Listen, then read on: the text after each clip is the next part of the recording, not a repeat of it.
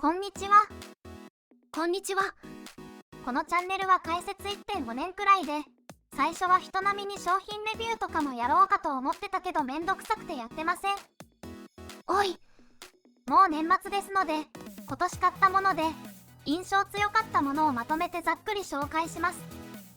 今回自転車用品編だけど、好評なら自転車パーツ編もやるかもです。まずはこれ。R250 のポンプヘッド、2300円くらい。今年の初めくらいに買いました。靴式バルブに対してワンタッチで着脱できるのが売りですね。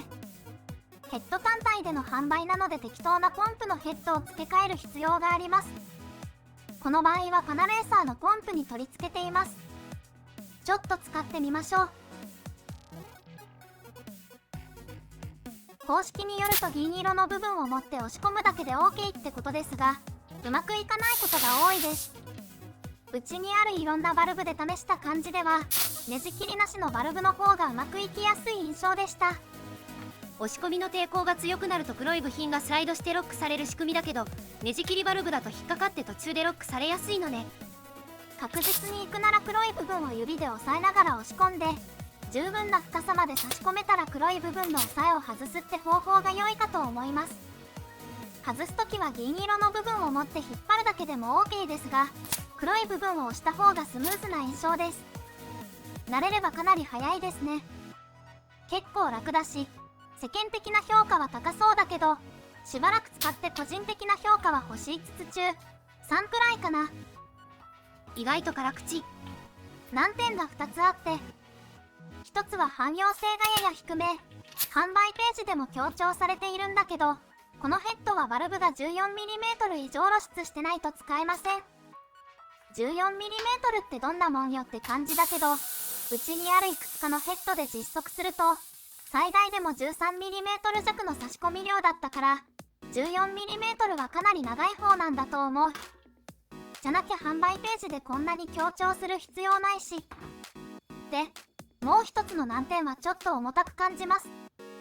有名な高性能ヘッド、ヒラメに比べて軽いと言われているみたいですが、愛用のバーズマンのねじ込みヘッドに比べたらだいぶ重いです。なので作業中にちょっと手が滑ったらリムとかフレームにゴンってやりそうでちょっと怖いです。金属むき出しですしね。些細なことではあるのですが、そもそもヘッドの取り付けという些細な手間を楽にするという商品なので、些細なもの同士が打ち消し合って、別にこれまで通りバーズマンでいいかなって思っちゃいました。まあこれはバーズマンくんが軽すぎるだけかもしれませんね。でもそんな感じなので、結局メインに離れませんでした。ちなみにバーズマンはバーズマンで、ネジがないバルブには使えない欠点があります。万能なヘッドはなかなかないわね。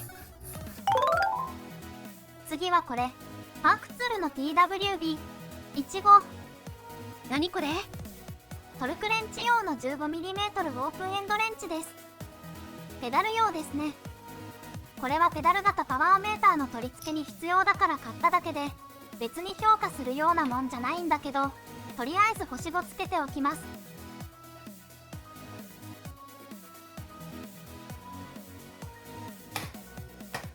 ちょっと発見として、これをね、ナッカイハンドルにつけるとナッカイペダルレンチになるんだけど、これ、ペダル外すとき普通のペダルレンチより全然楽です。四角部が出っ張るので、変な角度でやるとクランクにガリるかもしれないので、そこは注意です。もう最近普通のペダルレンチ使ってなくて、ただこれが言いたくて紹介しました。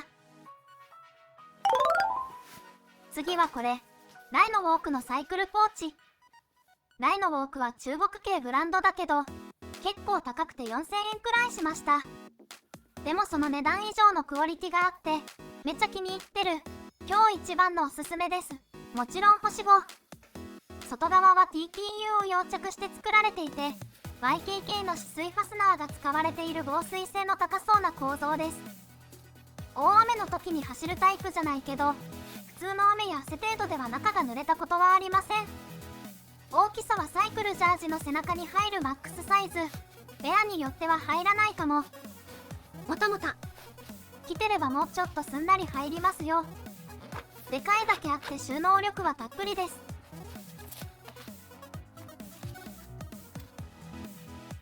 携帯ポンプにワイヤー錠、タイヤレバーと携帯工具、ゴム手袋に非常用の医薬品とメス1枚、チューブ用のパッチにポリ袋、爪切り、ここには現金です。これだけ入れてまだ少し余裕があります。ワイヤー錠あたりを諦めれば TPU くらい入りますが、乗る自転車によって必要なチューブが違うので入れてません。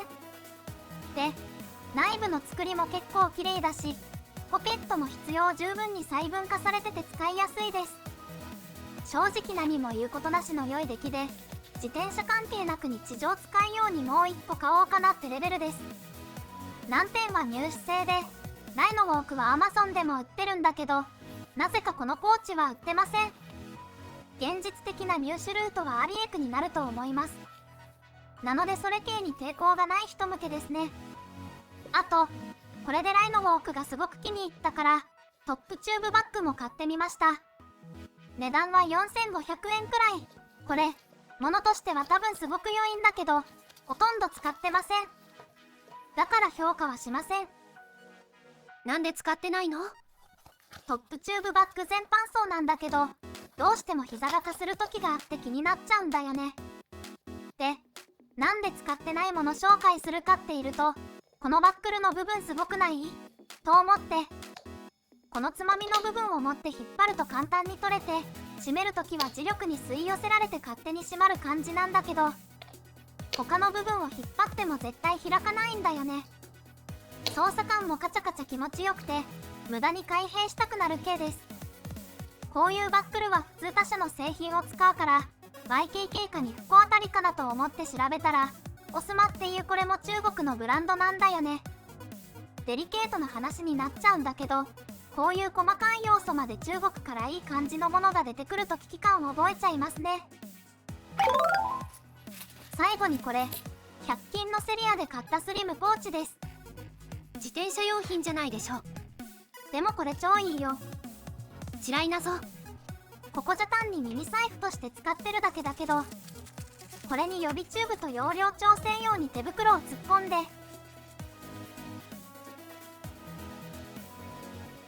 サドルの下に押し込むじゃろう。最後に落下防止としてカラビナをサドルレールに引っ掛ける。こうすることによってバイクのシルエットを崩さずにチューブを持ち歩けるってわけ。そこって物入れていいわけ？どうなんでしょうね。柔らかいものだから問題ないと思うけど、断言はできません。耐候性なんかも期待できるもんじゃないと思いますので、まあおたわむれ程度に。でも星5。終わり。バイバイ。